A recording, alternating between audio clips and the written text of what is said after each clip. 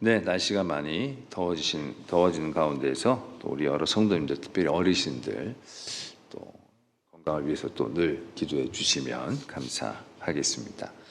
네, 다른 소식들 주보를 잘 읽어주시면 되겠고요. 오늘 우리에게 주시는 하나님의 말씀 보도록 하겠습니다. 골로새서 3장 15절에서 17절까지 말씀입니다. 신약성경 327면에 있는 골로새서 3장 15절로 17절까지 말씀, 저와 여러분들이 한 절씩 교독드리도록 하겠습니다. 그리스도의 평강이 너희 마음을 주장하게 하라. 너희는 평강을 위하여 한 몸으로 부르심을 받았나니 너희는 또한 감사하는 자가 되라.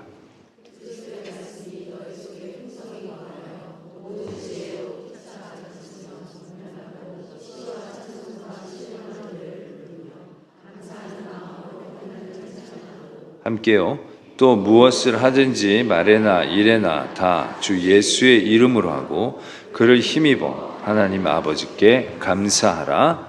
아멘. 하나님의 말씀입니다. 할렐루야. 오늘 또 하나님 예비하신 크신 은혜가 이 자리 가운데 충만하게 임하게 될 줄로 믿습니다. 좌우에 계신 분들과 한번 인사하겠습니다. 평안하세요. 평안하세요. 네, 여러분 요즘 평안하십니까? 요즘 현대인들은 공동체 안에서 느끼는 그 평안보다 혼자 있을 때의 자유함과 평안을 찾아서 살아가는 것 같습니다. 그래서 그런지 지금은 공동체성을 강조하기보다는 나 혼자 스스로의 개인의 만족과 그 독특성을 존중받아야 한다는 생각이 점점 강해지고 있는 것 같아요. 어떤 논쟁이 되는 지점에서도 나와 생각이 맞지 않으면 서로 간의 합일점을 찾아가려고 애쓰기보다는 그냥 나는 나, 너는 너, 그렇게 서로 분리되는 경우가 많이 있습니다. 그래서 공동체, 함께하는 즐거움, 가치의 가치, 연대와 협력, 이런 것들보다는 개개인의 자유를 더욱 중시하며 살아가고 있죠. 이것이 적절하게 균형을 이뤄가면 좋을 텐데 그게 잘 안 됩니다. 근데 이것은 결혼을 해도 마찬가지인 것 같아요. 연애 때는 그렇게 너무너무 보고 싶고 너무너무 사랑해서 너무 설레어서 그렇게 이제 계속 붙어있고 싶어서 결혼을 했는데, 연애 때 그렇잖아요. 다들 이렇게 만나고 나서도 뒤돌아서도 뭐 하죠? 전화로 계속해서 어제 잘 가고 있는지, 집에 들어가면 집에는 조심히 잘 들어가서 문도 다 잠그고 안전하게 그렇게 자야 된다. 씻고 올 때도 전화기를 그냥 놔두고 씻고 와라. 그리고 나도 계속 씻고 올게. 계속 전화기를 붙잡고 그럼 저만 네, 그런 연애사들 있지 않으셨나요? 제가 뭐 연애를 많이 해본 건 아니죠. 그러니까 그렇게 너무너무 원하고 좋아서 서로 붙어 있고 싶어서 너무 설레는 마음으로 그렇게 사랑해서 결혼했는데, 이제는 언제 설렙니까? 아내가 아기 데리고 친정에 간다면 왜 이렇게 설레는지 심장이 뭔가 이상이 있을까 싶을 정도로 뭔가 그렇게 설레는 마음. 제 얘기는 아닙니다. 이게 혼자 있어서 그것이 좋아서가 아니라 아내를 며칠 못 보다가 보면 더 애틋하고 보고 싶으니까 빨리 보고 싶어서 그 마음 때문에 설레이는 것 같아요. 그러니까 우리가 이렇게 서로 간의 관계를 맺고 살아가도, 그렇다고 아예 단절하면서 살아가도, 그렇게 힘들고 어려운 시대 속에서 우리가 생각해 볼 아주 흥미로운 책 하나가 있습니다. 코로나 시기 때 40만 부 이상 팔려서 베스트셀러에 오른 불편한 편의점이라는 책이에요.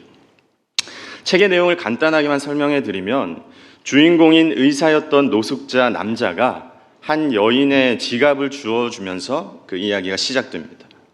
이 노숙인이 아르바이트생으로 경영난을 겪던 그 지갑 주인 여자의 편의점에 취직해서 사회에서 일어나는 여러 가지 어려움들을 겪는 각각의 사람들을 만나면서 나타나는 그러한 사람들과의 관계와 소통에 대해서 말하고 있는 책이에요. 소설은 여러 에피소드들을 통해서 인간의 삶은 관계이자 소통이고 행복과 안정 역시 바로 내 옆에 있는 사람들과 함께 마음을 나누는 데에 있다라고 설명합니다. 단절과 파편화되는 사회 속에 따뜻한 위로와 격려의 메시지가 담긴 책이라는 느낌을 많이 받은 책이었어요. 오늘 우리 역시 서로가 함께 힘을 모으고 또 공동체성을 회복하기 위해서는 하나의 가치로 연합되고 연결된 삶을 살아가는 것이 너무나도 중요합니다.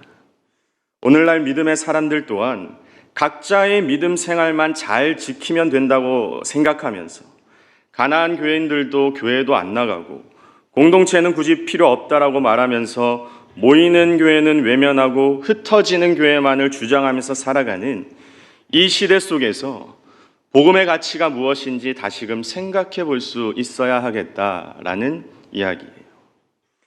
오늘 본문 골로새서 3장의 말씀은 이러한 믿음의 공동체 안에서의 함께하는 가치, 서로가 서로를 위해서 연결되어진 하나의 가족이라는 사실을 강조하고 있는 본문이에요. 그래서 오늘 본문 3장 앞부분에서는 서로가 그리스도 안에서 교회의 모든 일을 하기를 힘쓰고 그리스도를 머리로 하는 교회는 모두가 하나의 지체이기 때문에 서로가 연합하면서 함께하는 이 모든 것 위에 사랑을 더하라라고 말하고 있습니다. 이렇게 함께하고 연합하고 서로를 사랑하는 것이 교회의 정말 중요한 가치 중 하나예요. 그런데 중요한 것은 이 연합과 함께하는 삶이 너무나도 우리들에게 힘들다라는 것입니다. 모두가 알긴 알지만 그렇게 되기까지가 너무 힘드니까 못하고 있는 거예요.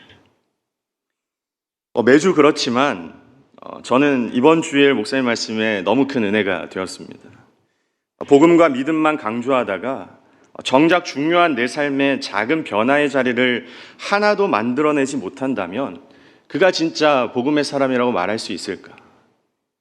믿음으로 서 있는 내가 믿음의 약한 자의 약점을 담당하고 그들의 부족함을 품는 것이 진정한 복의 길이라고 인정하며 살아가고 있는 거예요. 그 길이 복의 길이라고 성경은 말씀하고 있는데 왜 나는 그 길이 자꾸만 내가 손해보는 것 같고 나만 억울한 것 같고 나만 바보가 되는 것 같은 느낌을 받는 것이냐? 말씀을 통해서 하나님 말씀하시는 성경적 연합의 가치보다 내 개인적인 가치가 더 중요하다고 생각하는 내 교만과 내 이익 때문이라는 사실을 깨닫게 되었어요. 그래서 저도 이제는 복음도 중요하고 믿음도 중요하지만 그것 못지않게 착하고 선하게 살아가야 합니다. 그것이 복의 길, 복음의 길, 믿음의 길입니다. 이 생각을 하며 사는 성도가 되어야 하겠구나 하는 마음에 감동이 있었어요. 여러분 이번 주일 다 나오셨죠? 당시의 골로새 교회 교인들 역시 이러한 사실을 알았지만 그렇게 살지 못했어요. 당시 골로새 교회의 상황을 보면 이 시기는 세속적인 철학 사상과 당시 이단 사상이었던 영지주의, 신비주의 사상이 팽배해진 사회 속에 살아가고 있었습니다. 당시 이 세상 철학은 헬레니즘 영향 아래서 스토아 학파와 에피쿠로스 학파와 같은 금욕주의와 쾌락주의가 서로 대립하면서 서로의 진영을 키워가고 있었고 종교적으로는 영지주의라는 신비주의 사상이 말씀과 성경의 가치와 권위를 떨어뜨리고 있었어요. 여러분 생각해 보십시오. 사회에 나가면 전부 다 극단으로 나뉘어져서 한쪽은 금욕주의로 모든 것을 초연하게 바라보면서 반포기자처럼 무능력하게 세상을 살아가고 있고 한쪽은 쾌락주의자들로 모든 것을 자기 마음대로 하면서 극도의 쾌락만을 쫓아서 자기의 진짜 기쁨을 위해서 살아가야 한다라고 외치고 있고 이렇게 완전한 극단으로 나뉘어진 그 사회가 정상적인 사회이겠습니까? 여기에서 연대가 가능하기나 했겠습니까?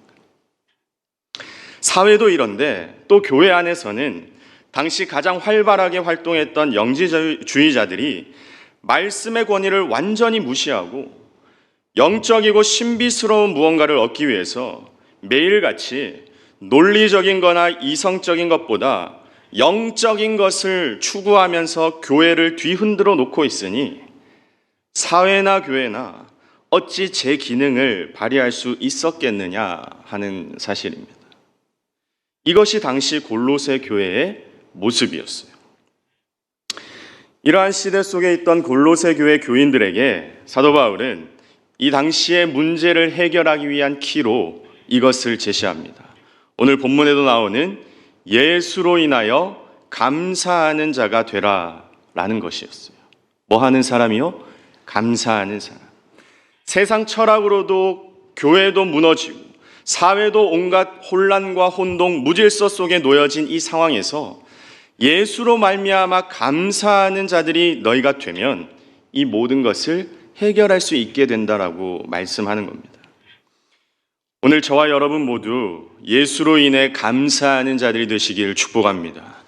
다 나뉘어지고 파편화되는 사회와 교회 속에서 서로를 배려하고 하나의 힘을 모아서 앞으로 힘차게 달려가기 위해서는 감사하는 사람이 되어야 돼요.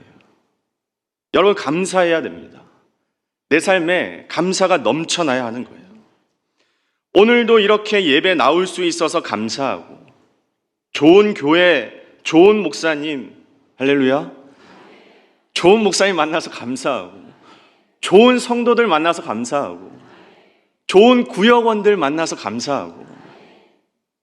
네, 구역원들 별로 마음에 안 드세요? 연락해도 답도 안 주고 이렇게 아무 문자 그런 회신도 없어서. 근데 저는 제가 이제 교구 맡고 이렇게 전체 이렇게 쭉 인사를 하면서 문자를 돌려봤더니 저희 교구의 성함은 뭐 이렇게 말씀드리지 않겠지만 어떤 분이 다시 한 번만 보내면 죽여버린다 이렇게 이제 막 말씀하시는 분들도 있더라고요. 그러니까 이게 우리 마음 같지 않은 사람들이 많이 있잖아요. 근데 이제 그럼에도 우리가 감사하고 그런 사람들과 함께 또 신앙 안에서 하나의 가족을 이루면서 살아갈 수 있음에 감사하고, 우리 교회 안에서 이렇게 좋은 목사님, 좋은 찬양, 좋은 예배가 있어서 감사하고, 이런 마음으로 우리가 신앙생활 해야 되지 않겠습니까? 제가 어떤 이제 목사님들 간에 이렇게 교제를 하고 만나보면 목사님들 안에도 교회의 안 좋은 점을 말씀하는 분들이 종종 있습니다. 근데 저는 그런 이야기를 들으면 말은 안 하지만 너무 불편해요. 그러니까 왜 본인이 있는 교회가 가장 좋은 교회가 되어야 할 텐데 왜 이렇게 안 좋은 점을 자꾸 보는 걸까? 좋은 점을 말해야 내 교회가 좋아지고 예배도 좋아지고 목사님도 좋아지고 성도들도 좋아지고 그 안에서 하나가 되고 부흥되는 것이지, 왜 자꾸 자기가 다니고 있는 교회를 욕합니까? 우리 교회는 그런 분들 한 분도 안 계시지만 다른 교회는 있습니다. 감사가 넘쳐나야 합니다. 할렐루야. 완벽할 수 없어요. 그 가운데 좋은 것을 보시고 칭찬을 많이 하시고 감사하시게 되기를 축복합니다. 그것이 우리가 하나가 되어서 앞으로 달려나가는 힘이 된다라고 성경은 말하고 있어요. 그럼 중요한 것, 어떻게 우리 삶에 그러한 감사함이 넘쳐날 수 있게 되는 것인가? 오늘 그 사실을 본문을 통해서 한번 살펴보고자 합니다. 감사가 넘치는 삶을 살아가기 위한 첫 번째 방법으로 본문 15절은 이렇게 말씀하고 있습니다. 15절 말씀 같이 한번 읽겠습니다. 그리스도의 평강이 너희 마음을 주장하게 하라. 너희는 평강을 위하여 한 몸으로 부르심을 받았나니 너희는 또한 감사하는 자가 되라. 아멘. 서두에 뭐라고 말씀합니까? 그리스도의 평강이 너희 마음을 주장하게 하라. 그러니까 그리스도의 평강으로 너희 삶이 가득 차면 감사할 수 있게 된다라고 말하는 겁니다. 그럼 중요한 것은 예수의 평강이 무엇이냐, 이것이 중요해요. 그래야 우리는 감사할 수 있기 때문이죠. 여러분이 생각하시는 평안은 무엇입니까? 여러분이 정의를 내리고 계시는 그 평안의 의미가 무엇입니까? 흔히 우리가 이해하는 평안은 아무런 어려움이 없고 내 계획대로 모든 일이 잘 풀리는 것을 말해요. 이것이 일반적으로 사회에서 통용되는 평안의 뜻입니다.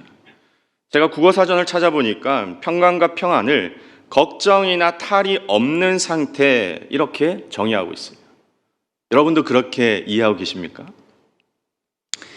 하지만 성경은 평강을 걱정이나 탈이 없는 상태를 말하는 것이 아니라 예수 안에 있는 그것 자체가 평강이다라고 말하고 있어요. 걱정 없는 상태가 아니라 누구 안에 있는 것이요? 예수 안에 있는 것. 여러분, 헬라어로 평안을 에이레네라고 말합니다. 에이레네. 근데 이 에이레네는 헬라어 에이로라는 단어에서 파생된 단어인데 이 에이로라는 단어의 뜻이 연합하다라는 뜻이에요. 그러니까 성경이 말하는 평강 에이레네는 누구와 연합되는 것을 말합니까? 예수와 연합되는 것을 말하고 있어요. 예수 안에 있는 그 상태가 바로 평안, 평강이라고 성경은 말하고 있는 겁니다. 히브리어 역시 평안을 말하는 단어가 샬롬인데 이 단어 역시 하나님과 연합된 그 상태를 말하는 거예요. 이 샬롬은 구약 아가서에서 나오는 솔로몬과 술람미 여인의 사랑의 노래, 그 연합의 관계를 통해서 설명하는 단어인데 솔로몬과 술람미 여인의 사랑 노래가 단순한 두 인물의 사랑 노래가 아니라 하나님과 이스라엘 백성 간의 노래, 그러니까 오늘날 나와 하나님과의 그 연합의 관계를 말하고 있기 때문에 샬롬은, 평안은 오늘 우리들과 하나님과의 사랑의 관계, 연합의 관계를 의미하는 것입니다. 근거가 또 있어요. 솔로몬, 술람미, 샬롬 이 단어가 히브리어 알파벳이 다 동어예요. 여러분, 히브리어는 모음이 없고 자음으로만, 알파벳 자음으로만 하고 모음은 점으로 이렇게 표시하거든요. 근데 이 세 단어의 자음만 따면 어떻게 됩니까? 솔로몬, 시옷, 리을, 미음. 술람미 어떻게 됩니까? 시옷, 리을, 미음. 샬롬 어떻게 됩니까? 시옷, 리을, 미음. 이게 히브리어 쉰, 라멕, mem이라는 알파벳으로 다 동어예요.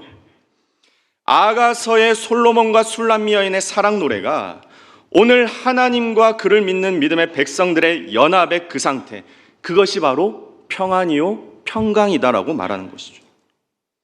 내가 원하는 대로 일이 잘 풀리고 문제가 없는 상태가 평안이 아니라 하나님과 함께 연합하고 동행하는 그 상태 자체가 곧 평안이다라고 말하는 겁니다. 그것을 우리가 고백할 수 있어야 된다라는 이야기예요. 내가 힘들고 눈물 나고 내 인생의 폭풍과 같은 그러한 절망의 순간을 마주한다 할지라도 하나님이 나와 함께하고 계시기에 내가 지금 병들어 있어도 하나님과 연합된 그 상태를 내가 깨닫고 있다면 그 자리는 무슨 상태입니까? 평안의 상태인 거예요. 샬롬의 은혜의 자리인 거예요. 그것을 우리가 고백할 수 있어야 된다라는 이야기죠. 그래서 마가복음 4장에서도 예수님께서 제자들과 함께 배를 타고 가실 때 큰 풍랑을 만났을 때 제자들이 뭐라고 합니까? 예수님 지금 뭐 합니까? 빨리 일어나서 우리를 살려주셔야죠. 그러자 예수님이 제자들을 뭐라고 말씀하시죠? 왜 너희가 믿음 없이 그러느냐? 나와 함께 있는데 왜 믿음 없이 그러느냐? 그래서 단숨에 바람을 꾸짖어서 바다를 잠잠케 하시잖아요. 나와 함께 하시고 동행하시는 늘 임마누엘 하시는 하나님께서 반드시 이 풍랑과 어려움을 잠잠케 하실 것이고 나를 분명한 구원의 길로 인도하실 것이니까 내가 지금 인생의 풍랑과 폭풍우 속에 놓여져 있다 할지라도 하나님과 연합되어 있으면 그 상태가 곧 샬롬이요 평안이라는 거예요. 풍랑이 일어도 예수님과 함께 있는 것, 그것 자체가 우리에게 평안인 줄로 믿으시길 바랍니다. 그 믿음을 붙잡고 사는 것이 그리스도인의 평안, 샬롬과 에이레네의 진짜 뜻이에요. 그러므로 그리스도의 평강이 우리의 생각과 마음을 주장하게 하라라는 이 말은 예수 안에 거하면서 하나님과 연합된 상태에 대한 너희의 깨달음이 있으면 네 인생이 지금 어떠한 파도와 폭풍우와 만났다 하더라도 그 안에서 나는 뭐를 잃지 않을 수 있어요? 감사함을 잃지 않을 수 있게 되는 겁니다. 그러므로 이 예수의 평강이 내 마음을 주장하게 하는 그것이 하나님께 감사하게 되는 첫 번째 길이다라는 사실이에요. 두 번째로 우리 안에 감사가 넘치게 하기 위해서 우리는 무엇을 바라봐야 하느냐? 본문 16절 말씀입니다. 16절도 한번 같이 읽겠습니다. 그리스도의 말씀이 너희 속에 풍성히 거하여 모든 지혜로 피차 가르치며 권면하고 시와 찬송과 신령한 노래를 부르며 감사하는 마음으로 하나님을 찬양하고. 아멘. 첫 음절에 뭐라고 말씀하죠? 그리스도의 말씀. 그리스도의 말씀이 내 속에 풍성하게 거하게 될 때에 우리는 하나님을 찬양하고 감사하는 자가 될 수 있다라고 성경은 말합니다. 그리스도의 말씀으로 충만해야 내 영이 살아나고 감사하는 자리로 나아갈 수 있는 거죠. 에베소서 1장 13절에도 이렇게 말씀합니다. 그 안에서 너희도 진리의 말씀, 곧 너희의 구원의 복음을 듣고 그 안에서 또한 믿어 약속의 성령으로 인치심을 받았으니. 진리의 말씀, 곧 구원의 복음을 듣고 믿는 자들에게는 이 약속된 성령 충만함의 삶이 반드시 나타나게 되어져 있다라고 말하는 거예요. 말씀이 우리 믿음의 근원인 것입니다. 시편 119편 105절에도 이렇게 말합니다. 주의 말씀은 내 발의 등이요 내 길의 빛이니. 오직 예수의 말씀이 내 삶의 목적이요 방향이요 빛된 길이 된다라는 사실이죠. 여러분, 이 시편 119편은 시편 1편과 19편과 함께 하나님의 말씀에 관한 시편이에요. 그래서 이 시편 1편, 19편, 119편 이 별명이 말씀 시편이에요. 그래서 시편 1편에 복 있는 사람, 우리가 무엇을 통해 복을 얻는 것이냐? 복 있는 그 사람이 어떤 사람입니까? 말씀을 주야로 묵상하는 사람. 이 복이라고 번역된 히브리어 아쉐르도 그냥 내가 잘 되는 그 복을 말하는 것이 아니라 하나님 앞에 똑바르게 걸어가다, 견눌질하지 않고 이탈하지 않고 이 길 그대로 걸어가다, 이런 뜻입니다. 아쉐르가. 그게 복이라는 거예요. 그 말씀의 길로 곧 올곧게 걸어가는 그 사람이 복 있는 사람이라고 시편 1편에서부터 말씀하고 있는 거예요. 시편 19편에도 주의 말씀은 순결하여 눈을 밝게 하고 정결하여 영원까지 이르게 한다라고 말씀하시면서 순금보다 말씀을 더 사모하고 꿀과 송이꿀보다 말씀이 더 달다라고 이야기하고 있어요. 말씀을 듣고 사모함이 우리의 삶의 생명의 길이요 복의 길이요 세상 어떠한 가치보다 더 중요한 것임을 시편에서는 반복적으로 기록하고 있습니다. 오늘 또 이런 주의 말씀을 듣고 아멘으로 믿는 사람들에게 하나님의 크고 놀라운 은혜가 분명하게 임하게 될 줄로 믿습니다. 여러분, 믿는 자에게 역사가 일어납니다. 저는 확신해요. 전 말씀 가운데 철저하게 순종하고 엎드리는 그 사람들이 하나님 앞에서 온전한 길로 나아가게 된다는 사실을 확신하는 목사입니다. 애매하게 긴가민가 하면서 믿지 마시고 확실하게 믿으시기를 축복합니다. 따라서 그리스도의 말씀을 확실하게 믿고 그 말씀으로 내 삶을 충만하게 채우는 그것이 하나님께 감사하는 삶을 살아가는 두 번째 길이다라는 사실이에요. 마지막 세 번째로 우리 안에 감사의 삶이 넘치게 하기 위해서 우리는 어떤 삶을 살아가야 하느냐? 본문 17절 말씀입니다. 이 17절 말씀도 같이 한번 합독하겠습니다. 또 무엇을 하든지 말에나 일에나 다 주 예수의 이름으로 하고 그를 힘입어 하나님 아버지께 감사하라. 아멘. 누구의 이름으로 하라고 합니까? 예수의 이름. 무엇을 하든지 말에나 일에나 다 예수의 이름으로 하라. 그리고 그 다음에 누구를 힘입어요? 예수를 힘입어. 그를 힘입어. 예수를 힘입어. 예수를 힘입어 예수의 능력으로 예수의 이름으로 살아가라라고 말씀하고 있는 겁니다. 너희가 스스로의 노력과 애씀으로는 절대로 감사하는 삶을 살아내지 못한다라고 말씀하고 있는 거예요. 여러분 생각해 보세요. 우리가 어떻게 내 노력으로 이러한 원인이 있어서 감사하는 것은 그거 믿음 없어도 하는 거잖아요. 그냥 나에게 어떤 복의 일이 일어났어요. 내가 엄청나게 소망하고 원하던 그 길이 열렸어요. 그래서 감사하는 거는 믿음 없어도 다 할 수 있는 거잖아요.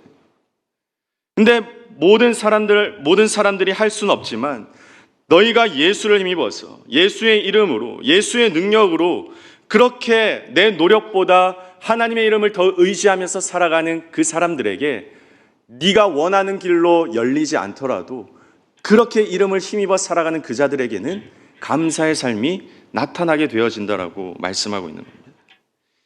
예수의 이름을 의지함으로 그 이름을 능력을 구하며 살아가는 사람들이 되어야 한다라고 성경은 말씀하고 있는 거죠. 그래서 같은 맥락에서 에베소서 5장 20절에서도 이렇게 말씀하고 있습니다. 범사의 우리 주 예수 그리스도의 이름으로 항상 아버지 하나님께 감사하며 그리스도를 경외함으로 피차 복종하라. 내 원대로, 내 바람대로 그렇게 길이 열려져서 감사하는 것이 아니라 예수의 이름으로 하나님께 감사해라. 범사의 그 이름을 의지하고 그 이름을 붙잡고 살아가야 될 때 감사의 삶을 회복할 수 있다라고 말하고 있습니다. 사도행전에서도 베드로와 요한도 성전 미문 앞에 앉은 안증뱅이에게 무엇을 주었습니까? 나사렛 예수 그리스도의 이름. 다윗도 골리앗에게 무엇으로 나아갔습니까? 만군의 여호와 하나님의 이름. 마가복음 9장 39절입니다. 예수께서 이르시되 금하지 말라. 내 이름을 의탁하여 능한 일을 행하고 즉시로 나를 비방할 자가 없느니라. 예수의 이름을 의탁할 때 우리 가운데 능한 일이 나타날 수 있게 된다라고 성경은 말하는 거죠. 사도행전 2장 38절에서도 이렇게 말합니다. 베드로가 이르되 너희가 회개하여 각각 예수 그리스도의 이름으로 세례를 받고 죄사함을 받으라. 그래하면 성령의 선물을 받으리니. 예수의 이름이 우리의 죄사함과 세례, 거듭남의 능력이 있다라고 말씀해요. 사도행전 4장 30절입니다. 손을 내밀어 병을 낫게 하시옵고 표적과 기사가 거룩한 종 예수의 이름으로 이루어지게 하옵소서. 예수의 이름 안에 병고침과 표적과 이적의 놀라운 능력이 있다라는 사실이에요. 그러므로 그리스도의 이름으로 인한 이 땅의 축복과 영적인 복을 함께 누리시게 되는 저와 여러분 되시길 소망합니다. 우리 인생 가운데 예수의 이름이 확실하게 새겨져 있어야 하는 겁니다. 그 이름을 붙잡게 될 때에 우리는 하나님께 감사하는 자가 될 수 있기 때문에 그렇습니다. 사랑하는 청원의 성도 여러분, 오늘 우리가 함께 읽은 이 골로새서 3장의 말씀은 교회나 사회나 서로 나뉘어지고 분열되는 상황 가운데 그것을 헤쳐나가는 방법으로 하나 되고 연합되는 방법으로 너희는 하나님께 감사하라라는 삶을 도전하고 있습니다. 하나님께 감사하는 삶의 가장 첫걸음은 내 스스로의 결단과 노력과 결심, 의지로는 할 수 없다라는 사실을 인정하는 것에서부터 시작돼요. 내가 하나님 앞에 감사해야지. 내가 내 노력으로, 내 결심으로, 내 의지로 하나님께 감사해야지. 이렇게 해서는 감사의 삶을 회복할 수 없습니다. 순간이에요. 우리는 항상 이 모든 성경의 말씀을 내가 실천하고 내가 행하고 내가 살아가야 한다고 생각하지만 실상은 그렇지 않아요. 내가 할 수 없고 하지 못한다는 사실을 인정하고 하나님을 의지할 때, 하나님을 단단히 붙잡을 때에 하나님 주시는 은혜로 인해서 말씀을 묵상할 수 있고 예배에 참여할 수 있고 기도의 제안을 쌓는 일들을 감당할 수 있게 되는 겁니다.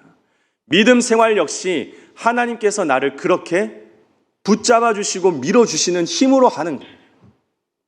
그러므로 하나님께 감사하는 삶의 첫걸음은 내가 지금 이 삶을 나 스스로는 살아낼 수 없는 존재구나. 내 노력으로는 절대로 살아낼 수 없구나. 라는 그 사실을 인식할 수 있어야 한다는 거예요. 모든 것은 자기 부인으로부터 시작되는 것입니다. 그리고 오늘 본문 말씀을 보시면 총 3절 모두 하나님께 감사하는 자가 되라라고 결론적으로 말씀하시면서도 그 말을 하기 전에 이 9절을 이끌고 가는 3가지 핵심적인 단어를 설명해 주고 있습니다. 첫 번째로 15절에 나오는 그리스도의 평강이에요. 이 그리스도의 평강이 우리의 마음을 주장하게 할 때 우리는 하나님 앞에 감사할 수 있게 되는 것입니다. 그럼 평강이 무엇이냐? 이 평강으로 번역된 에이레네는 연합하다라는 어근을 가진 에이로에서부터 파생된 단어예요. 따라서 그리스도의 평강은 예수와 함께 연합된 그 상태 자체를 가리켜서 평강이라고 말하고 있습니다. 그러므로 우리는 그리스도와 연합하고 동행하고 살아가는 지금의 이 상태 그대로의 내 삶을 평안으로 고백할 수 있어야 되는 거예요. 하나님, 내가 병들었어도, 내 자녀가 문제가 있어도 하나님 앞에 평강의 삶을 내가 선물로 허락받았다는 사실을 믿음으로 고백합니다. 하나님께서 책임져 주실 줄로 믿습니다.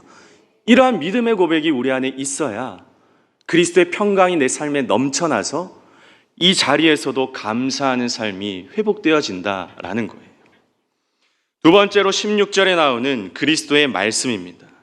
말씀은 로고스요, 예수 그리스도 자체를 의미하는 성경의 가장 기본적인 단어예요. 우리가 성경을 묵상하고 필사하고 설교를 듣고 하는 이 모든 것이 그리스도의 말씀으로 내 삶을 살아가고 있는 상태인 거예요. 시편의 말씀처럼 그리스도의 말씀이 내게 복이요, 힘이요, 빛이요, 등불이라는 사실을 인정하고 확실하게 믿으면서 말씀으로 충만한 삶을 살아가게 될 때에 우리는 하나님 앞에 감사하는 자로 서게 될 수 있게 된다는 것입니다. 마지막 세 번째로 17절에 나오는 그리스도의 이름이에요. 우리가 무엇을 하든지 말에나 일에나 모든 것이 다 예수의 이름으로 살아가는 자들이 될 수 있어야 합니다. 예수의 이름 안에 죄사함과 거듭남의 은혜가 있고 병고침과 사탄의 영에서 벗어나는 구원과 회복의 은혜가 있기에 우리는 예수의 이름으로 모든 일을 감당하고 그 앞에 엎드리는 자가 될 수 있어야 되는 거죠. 오늘날처럼 모두가 흩어지는 사회 속에서 각자의 개개인적인 이익과 또 개별적인 그런 존중을 받아야 된다는 이 사회 속에서 그리스도의 평강이 우리의 마음을 주장하게 하고 그리스도의 말씀이 내 속에 가득 차게 되고 그리스도의 이름으로 내가 모든 일을 하게 될 때에 우리는 다시금 믿음의 공동체를 회복하며 그 안에서 누리는 기쁨과 감사와 능력의 삶을 온전하게 누리며 살아가게 될 줄로 믿습니다. 오늘 또 아버지께 감사하는 자로 서기 위해서 그리스도의 평강과 그리스도의 말씀과 그리스도의 이름이 우리 가운데 충만하게 되어서 늘 믿음 안에서 하나님과 동행하게 되는 청혼의 모든 믿음의 성도님들 되시길 예수님의 이름으로 간절히 축원합니다. 네, 우리 말씀을 생각하시면서 함께 한번 기도하겠습니다. 살아계신 하나님, 부족하고 흠많은 저희들을 주의 자녀 삼아주시고 하나님 앞에 다시금 감사하는 자로 결단하며 일어서게 하시니 감사합니다. 하나님, 부족한 우리의 삶을 주님께서 인도하시고 그리스도의 평강과 그리스도의 말씀과 그리스도의 이름이 내 안에 충만하게 되어서 아버지 앞에 감사하고 파편화되고 나눠지는 이 사회 가운데 하나의 공동체를 이루며 믿음 안에 굳게 서나가는 우리 청운교회 하나님, 우리 모든 성도들 낼 수 있도록 하나님 은혜 더하여 주옵소서. 이 모든 기도의 제목을 갖고 이 시간 다 함께 통성으로 기도하겠습니다. 살아계신 하나님, 은혜 감사합니다. 아버지 앞에 부족한 저희들의 모습을 내려놓고 나의 모든 삶의 주권자 되신 여호와 하나님임을 인정하며 살아가게 하시니 감사합니다. 하나님, 내 생각대로, 내 원대로, 내가 원하는 방향대로 그렇게 내 삶이 이루어지지 않으면 아버지 앞에 감사할 수 없고 또한 내 삶에서 다른 사람들과 함께 연합될 수도 없는 이 부족하고 많은 저희들 가운데 주의 은혜로 나를 덮으시고 주의 십자가를 우리 가운데 다시금 그 빛을 발하여 주셔서 아버지 앞에 온전하게 서게 되는 하나님의 백성들 될 수 있도록 주께서 은혜 더하여 주옵소서. 그리스도의 평강과 그리스도의 말씀과 그리스도의 이름이 우리 가운데 차고 넘치게 되길 소망합니다. 아버지 앞에 항상 하나님, 부족한 많은 저희들이지만 그것을 구하며 내 삶에서 온전하게 이것을 사모하며 살아가야 될 때 하나님 주시는 놀라운 평안, 기쁨과 감사와 능력의 삶을 회복하며 살아가는 우리 모든 차원의 성도, 우리 교회 하나님 되게 하여 주옵소서. 아버지 앞에 모든 것을 맡겨드리며 거룩하신 예수님의 이름으로 기도합니다. 살아계신 하나님, 은혜 감사합니다. 오늘 또 부족한 저희들을 이 자리로 부르시고 아버지 앞에 다시금 감사하는 삶을 회복할 수 있게 됨을 감사합니다. 하나님, 나뉘어지고 분열되는 사회와 교회 속에서 다시금 공동체성을 회복하고 연합되고 교회를 칭찬하고 감사하며 사는 그 삶을 우리가 분명하게 살아내기로 결단하며 일어섰사오니 하나님, 내 마음 가운데 그리스도의 평강과 그리스도의 말씀과 그리스도의 이름으로 충만한 자들이 되어 아버지 앞에 온전한 감사의 삶을 회복하며 살아가게 되는 우리 모든 청혼의 믿음의 권속들 될 수 있도록 은혜에 더하여 주옵소서. 이제는 우리 구주 예수 그리스도의 은혜와 하나님 크고 다함 없으신 사랑하심과 성령 하나님이 함께 하시고 도우시고 교통하여 주심이 오늘 부족한 우리들의 삶의 자리 가운데 다시금 하나님 앞에 감사의 삶을 회복하며 도전하며 결단하며 일어서는 우리 사랑하는 청혼의 모든 성도들 위해 저들의 가정과 하시는 일들과 기도의 제목 위에 이제로부터 영원토록 함께 계시기를 간절히 축원하옵나이다. 아멘.